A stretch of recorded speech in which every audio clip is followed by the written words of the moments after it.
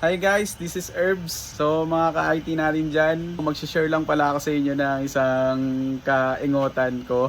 Dapat kasi ngayong Monday is work from home ako. Kailangan pumasok. Ito kasi yung nangyari. Kagabi kasi nag-remote ako sa office. Meron akong firewall blocking na ginagawa. So para matest ko yung configuration is nag-remote ako doon sa isang physical server. Ayun lang talaga bakit ko naisipan mag-remote sa physical server. Dapat doon ako nag-remote sa isang VM. Nag-setup na lang ako ng isang VM na kahit Linux distro lang na Linux desktop na mare-remote ko for testing ng blocking sa browser. Eh yun, aksidente ko na pindot yung disable button. Imbis na yung mag-check lang ako ng status kung ano yung nakalagay doon na gateway.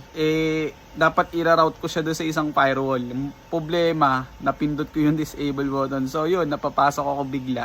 Lesson learned na lang ulit sa akin yun na dapat nag-setup na lang ako ng virtual machine sa hypervisor na server. Wala kasing backup dun sa physical server na kable. Ayun lang, doon lang talaga ako nagkamali. So sa mga katulad ko na system administrator, network administrator, or infra administrator dyan, mga ka-IT, comment down below lang dyan kung experience nyo yun. So anyway, so sharing lang. Nasayang ko yung oras ninyo. Maraming salamat. Sana nagkaroon kayo ng idea kahit wala naman. Thanks for watching. Babush!